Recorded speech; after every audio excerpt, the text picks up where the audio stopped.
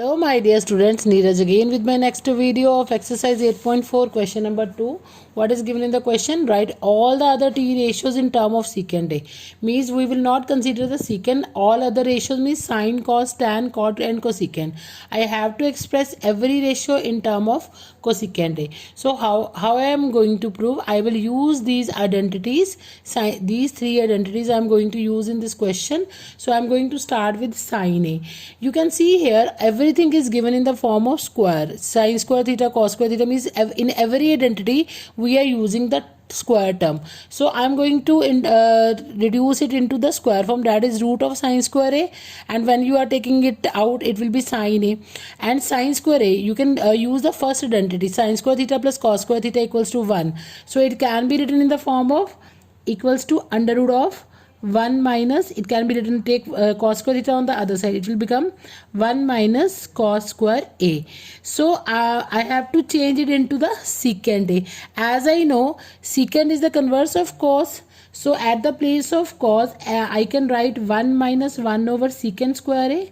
So it can be written, take the LCM first, it will be secant square A and secant square A minus 1, that will be, you can write it in the form root of secant square A minus 1 upon secant A. Secant A can be taken out from the bracket.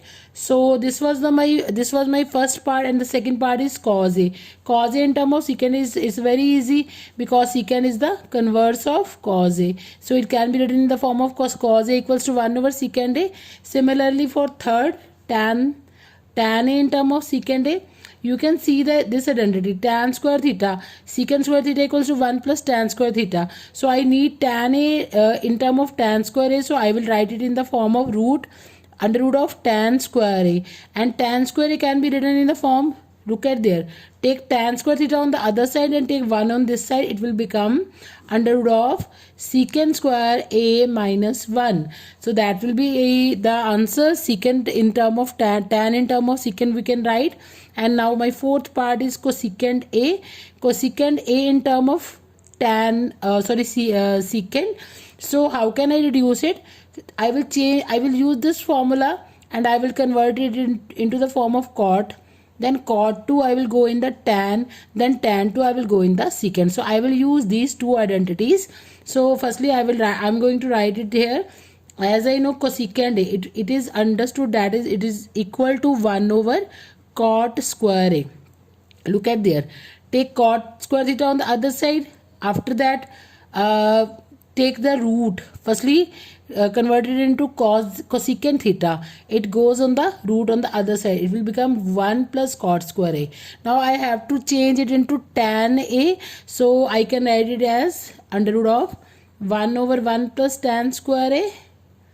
Take the LCM here, it will become under root of tan square A plus 1 upon tan square A. So I'm not going to take the under root of tan square A, and because I have to reduce it into the form of secant square theta. So what should I do? I will use the identity number 2.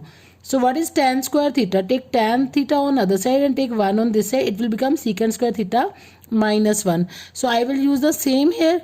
You can secant square theta, I'm going to write it here, secant square theta, you can see here, minus tan square theta equals to 1. So take tan square theta on the other side, it will become secant square theta equals to 1 plus tan square theta. So 1 plus tan square theta equals to under root of secant square A, and tan square A will be tan square theta equals to secant square A minus 1.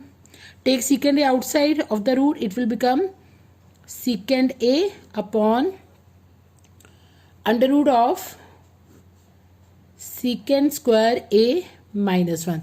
That is the answer of this part. And now my last part, cot A, I have to change the cot A in term of secant A, sorry. So it will be reduced in the form, fifth part is cot A. Cot A we can write it in the form of cot square A. It can be reduced in the form tan 1 upon tan square A, and tan square A equals to 1 upon secant square a minus 1, and the root of 1 will be 1 upon under root of secant square a minus 1, and that will be the answer. That is the solution of my question number 2. In the similar way, we can reduce any form to any t ratio into any another t ratio by using the same method. So in my next video we will go with the question number 4, because the question number 3 is related. Actually the complementary angle, the exercise 8.3 is not in the syllabus according to CBSE new syllabus, updated syllabus. So I am not going to do the question number 3, and in my next video we will discuss the question number 4. Thank you very much.